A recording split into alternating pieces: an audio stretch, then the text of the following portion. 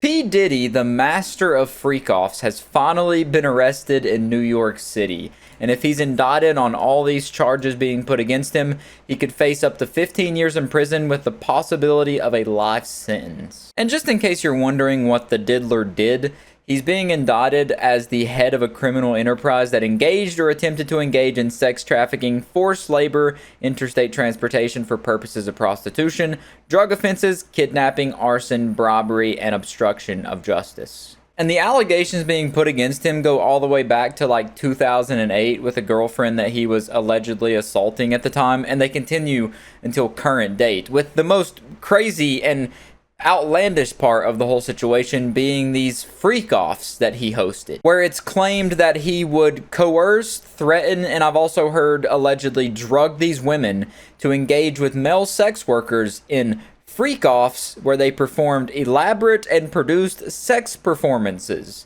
Because, you know, LeBron said it best, ain't no party like a Diddy party.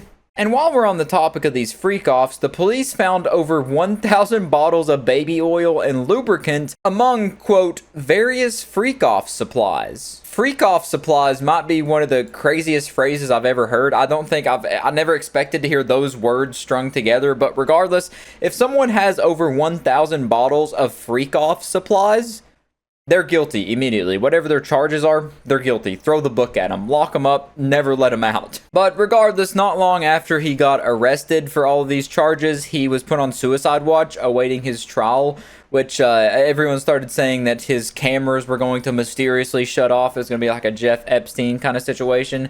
Because if all of the information comes out about these alleged Diddy parties and the wrongdoings that were being committed there, a lot of other celebrities could potentially be getting in trouble as well. And we can't have that. And the indictment against Diddy also says that he choked, shoved, hit, and kicked people, causing injuries that often took days or weeks to heal. And that his employees and associates sometimes kept victims from leaving or tracked down those who tried. And then he would use these explicit recordings that he had of these women to ensure their continued obedience and silence. And it's also claimed that while criminal charges were floating over Diddy's head like a storm cloud, that him and his associates pressured witnesses and victims to stay silent, offering bribes and supplying false narratives of what happened. There are just so many indictments and allegations being put against Diddy. It's just basically never ending. And now I'm not going to be getting into the specifics of any of these indictments or allegations. You can go look into it yourself. I just wanted to give you a broad overview of all of this that's happening because it's pretty fucking ridiculous.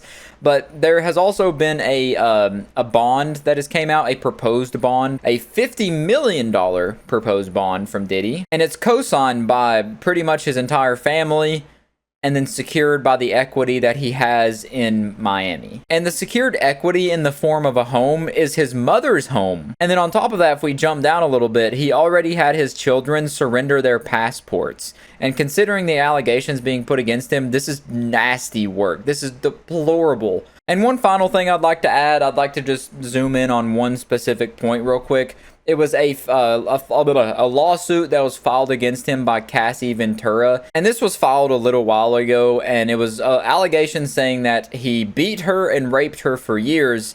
And also coerced her and others into unwanted sex in drug-fueled settings. That lawsuit, however, was settled in one day. But then months later, CNN ended up posting hotel security footage that showed Diddy punching and kicking her, and then even throwing her on the floor. And of course, no one ever feels remorseful until they get in trouble for what they did, so that prompted Diddy to apologize, saying that he was disgusted when he did it. And that's pretty much all I wanted to cover regarding this whole P. Diddler situation.